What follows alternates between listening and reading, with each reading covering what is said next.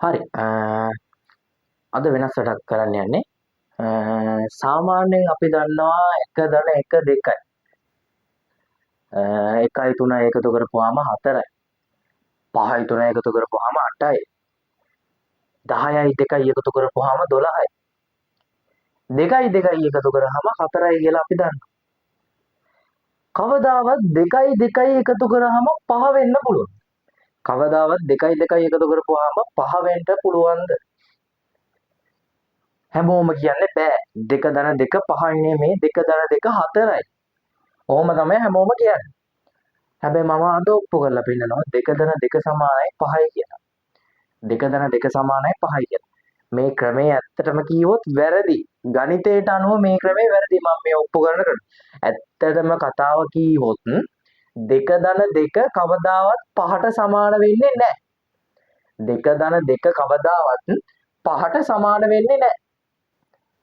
හැබැයි මම පොඩ්ඩක් වැරදි ක්‍රමයක් පාවිච්චි කළා. ගණිතය පොඩ්ඩක් කලබවලා එහාට මෙහාට කරලා 2 ධන 2 සමානයි 5 බව ඔප්පු කරන්න තමයි මම දැන් යන්නේ. ඔන්න එන හොඳට බලාගන්න 2 ධන 2 සමානයි 5 වෙන්නේ කොහොමද කියලා. මම ආයෙත් කියනවා මම මේ හදන ක්‍රමේ චුට්ටක් ගණිතේ එහෙට මෙහෙට කරලා හදන ක්‍රමයක්. හරිද? හොඳට බලාගන්න 2 ධන 2 සමානයි 5 වෙන්නේ කොහොමද? මෙන්න මේකයි කතාව. අපි දන්නවනේ බිඳුව සමානයි බිඳුවට කියලා. ඔන්න මම ඉස්සෙල්ලාම ලියනවා බිඳුව සමානයි බිඳුවයි කියලා.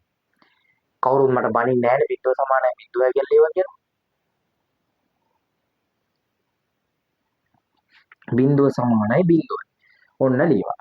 මම දැන් දෙපැත්තෙම බිඳුව හදාගන්න අමුතු ක්‍රමයක් දාන්න. දෙපැත්තෙම බිඳුව හදාගන්නයි මට දැන් ඕන.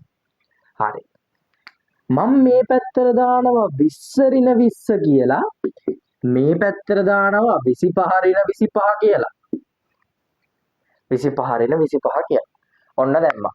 මේ පැත්තට දැම්මේ 20 ඍණ 20 කියලා. මේ පැත්තට දැම්මේ 25 ඍණ 25 කියලා. වැඩේ පැහැදිලිද? මේ පැත්තට දැම්මා 20 ඍණ 20 මේ පැත්තට දැම්මා 25 ඍණ 25 කියලා. දැන් ධන 20ට ඍණ 20 කැපුණාම බිඳුවයි කියලා කියනවනේ. ධන 25ට ඍණ 25 කැපුණාම බිඳුවයි. නේද? හරි. මම දැන් පොඩි ආතල්ලයක් ගන්නවා මෙන්න මෙහෙම.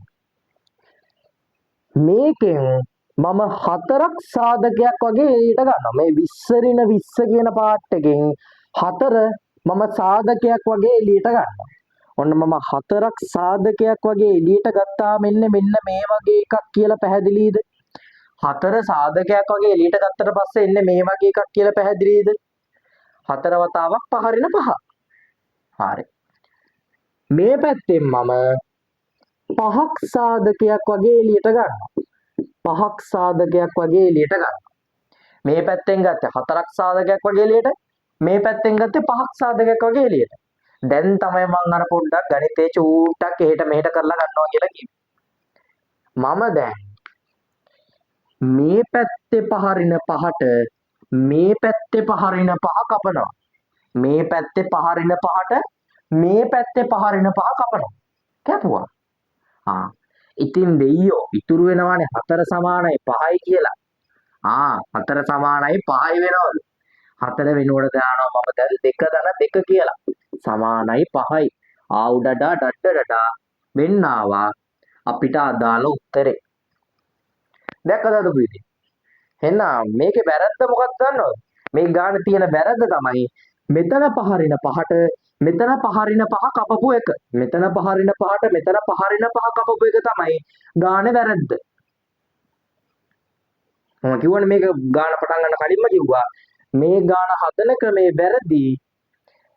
ඒ වැරදි වුණාට 4 සමානයි 5යි කියලා එනවා කියලා. හදන ක්‍රමේ වැරදි. ගානේ වැරද්ද තමයි මෙන්න මේ 5 ඍණ 5ට මේ පැත්තේ 5 ඍණ 5 කපපු එක. පොඩක් රැකපයින්නවා මොකද්ද මේ කීවේ කියලා. නේද? මේවා ගානක් සාමාන්‍යයෙන් මේවා ඔලිම්පියඩ් ගණන් කියන්න පුළුවන් ඉතින්. ගණිතේ පොඩ්ඩක් අර එහෙට මෙහෙට කරලා ගත්ත ගානක්. ගණිතේ පොඩ්ඩක් එහෙට මෙහෙට කරලා උත්තරේ පෙන්නන. දැන් ඉතින් ඩයල් එක වගේ හදලා පෙන්නන කට්ටියට. ඔබ දන්නවද 2 ධන 2 සමානයි 5යි කියලා? ඕම කරලා හදලා පෙන්නන. නියමයි. එතකොට ඩයල් එක කියලා හිතන්න. හරි අපි තවත් මේ වගේ ගණන් හම්බ වෙනවා. හැමෝටම ජයෙන් ජය වේවා.